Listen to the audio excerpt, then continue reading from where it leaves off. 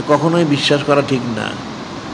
কোনো কুলক্ষণ, অশুভ সোয়াচ, এবং অনেকে মনে থাকে যে বলে হামাতে যেটা বলছে পেঁচা, যে পেঁচার মধ্যে কোনো বুড়াই নাই, এটা তো আল্লাহ কোনো একটা সৃষ্টি, এটা বুড়াই থাকবে কেন?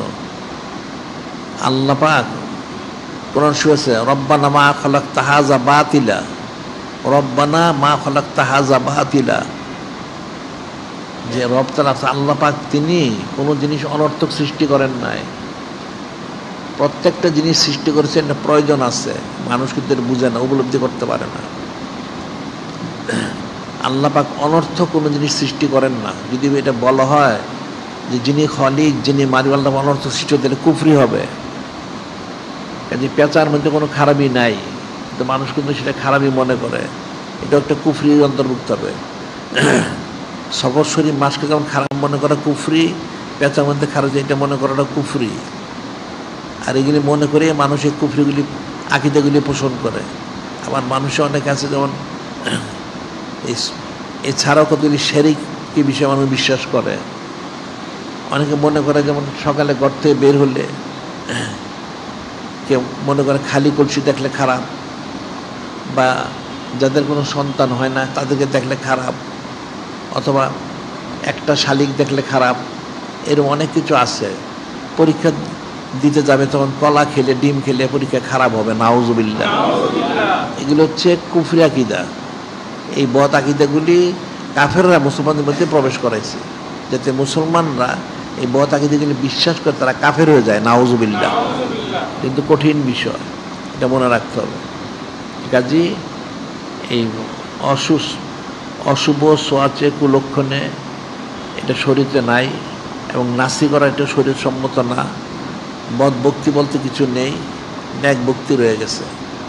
তো মানুষ যদি বলে যে আপদ বিপদ মুসিবত যে হচ্ছে, সেটা হলো তার পাপের কারণে।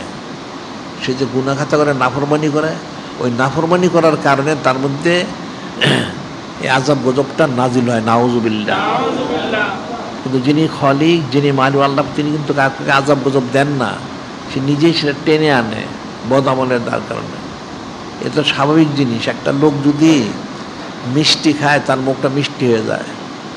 এখন যদি সে তিতা জিনিস খায়, তাহলে তো মুখটা তিতা হয়ে যাবে। এই মুখের তো কোনো দোষ নাই, দোষ তো তার খাদ্যের মধ্যে। অর্থাৎ সে যে মিষ্টি খেয়েছে, মুখ তার খুব ভালো লাগতেছে, তিতা খেয়েছে তার খারাপ লাগতেছে, এটা তার আমলের কারণে। কাজে আকীদা শুদ্ধ করতে হবে, আমল শুদ্ধ করতে হবে। আকীদার কিন্তু গুরুত্বপূর্ণ বিষয়। আকীদার হচ্ছে গুরুত্বপূর্ণ, ইল্লাল্লাযিনা আমানু ওয়া আমিলুস সালিহাত, ঈমান এনেছে, আমলে সলে করেছে। ইবলিস যে জাহান্নামী হলো, ইবলিস কেন জাহান্নামী হয়েছে? সে তো 6 লক্ষ বছর ইবাদত করেছে, সমস্ত ফেরেশতার সে মুআল্লিম, শিক্ষক ছিল।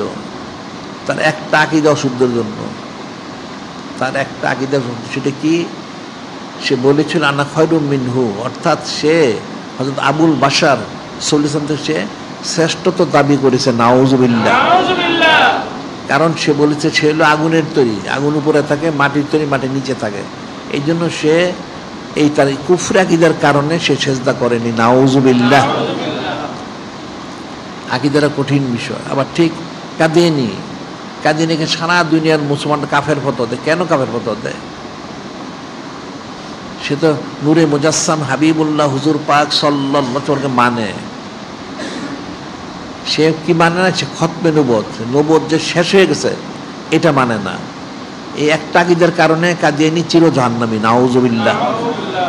কাজে আকীদার মাসালা কঠিন বিষয়। এই আকীদাটা শুদ্ধ করতে হবে।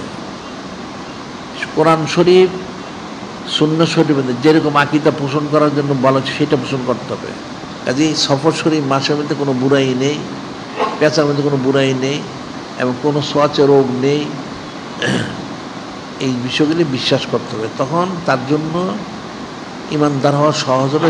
অন্যথা কিন্তু সে ইমানদার হইতে পারবে না। বিষয়টা অনেক কঠিন, সূক্ষ্ম বিষয়। এছাড়া আরও অনেক বিষয় রয়ে গেছে যেগুলি মানুষের আকীদাকে নষ্ট করে। যে আকীদা কোনোদিন নষ্ট করা যাবে না।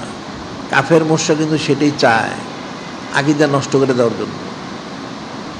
একটা লোক যে আকীদাতে কুফরি হয়ে যায়, সে যত আমল করুক, আমলগুলো কখনোই তার গ্রহণযোগ্য হবে না। যেমন এখন সাধারণভাবে আউমুন্নাস সাধারণ লোক তো করে, আলেম সুফি দরবেশ নাম দিয়েও কি করে, এরা ছবি তোলে, নাউজুবিল্লাহ, বেপর্দা হয়। এখন ছবি তুললে বেপর্দা হলে কবিরা গুনাহ হয়। কিন্তু কেউ যদি বলে বর্তমানে ছবির প্রয়োজন আছে, সে কাফের হয়ে গেল, নাউজুবিল্লাহ। আবার যদি বলে এত পর্দা প্রয়োজন নেই, সেও কাফের হয়ে গেল, নাউজুবিল্লাহ। কোনো গুনাহ জিনিসকে ইস্তেলালুল মাসিতে কুফরুন, গুনাহকে হালাল মনে করা কুফরি। একটা লোক গুনাহ করে, সে গুনাহ মনে করে, সে ফাসেক, সে ঈমানদার। যখন সে গুনাহটাকে হালাল মনে করবে, তখন সে কাফের হয়ে গেল। আকীদার সূক্ষ্ম বিষয়, যে আকীদারে শুদ্ধ রাখতে হবে, আকীদায় কোনো ত্রুটি আনা যাবে না, এটা মনে রাখতে হবে। এই সফর শরীফ মাসের মধ্যে এই সমস্ত বদ আকীদাগুলি, এই জন্য এই মাসের মানুষের আকীদাগুলি শুদ্ধ রাখতে হবে। কোনো রকম চুচারা কিলোকাল করা যাবে না। চুচারা কিলোকাল করলে ইমানটা নষ্ট হবে, এটা মনে রাখতে হবে। যিনি খলিক, যিনি মানে আল্লাহ বলেন হাকিম, আমাদেরকে এই সফর শরীফ মাস এবং এই সংক্রান্ত সব বিষয় আকীদার জন্য নূরে মুজাসসাম হাবিবুল্লাহ হুজুর পাশে বলছেন যে আর সুমতে বিহি খুশুস বিকুল্লি সেই নুমুমা, যে অশুভ কুলক্ষণ খাস করে সবর মাসে নেই এবং আমভাবে কোনো কিছুর মধ্যেই নাই, কোথাও নাই, এটা মনে রাখতে হবে। কোনো কিছুর মধ্যে অশুভ কুলক্ষণে ছোঁয়াচে বদভক্তি বলে কিছু নাই। যদি কিছু খারাপই হয়, সেটা মানুষের বদ আমলের কারণ হয়। এই আকীদা বিষয়টা বুঝতে হবে। আর আকীদা কখনোই ত্রুটিযুক্ত করা যাবে না। যদি করে তাহলে সে বেঈমান হবে, কাফের হবে, মারা গেলে সে নাজাত পাবে না। আর আকীদা যদি শুদ্ধ থাকে, যদি তার কোনো গুনাহ খাতা থাকে, তাহলে আল্লাহ হয়তো একসময় মাফ করে তাকে ভেস্ট দান করবেন, সুবহানাল্লাহ সাল্লাল্লাহু আলাইহি ওয়াসাল্লাম। এটা মনে রাখতে হবে। কাজেই এই বিষয়গুলি আকীদাগুলি শুদ্ধ করতে হবে, শুদ্ধ করে আমলগুলিও শুদ্ধ করতে হবে। সেটাই ইল্লাল্লাযিনা আমানু আমিলুস সলিহাত, যারা ঈমান এনেছে, আমলে সলে করেছে, তাদের জন্যই হচ্ছে নাজাত। আল্লাহ কারোর জন্য নাজাত নাই। এক হচ্ছে ঈমান আনতে হবে, আকীদা শুদ্ধ করতে হবে, দ্বিতীয় আমলে সলে করতে হবে। তা আমলে সলে সবচেয়ে বড় আমলে সলে হচ্ছে যে আমরা এখানে অনন্তকাল সৈয়দুল আয়ুব আমি জারি করেছি। আমার এখানে আন্তর্জাতিক সুন্দর প্রচার কেন্দ্র করেছি। এগুলো হচ্ছে সবচেয়ে বড় আমল, এটা আমলে চলে।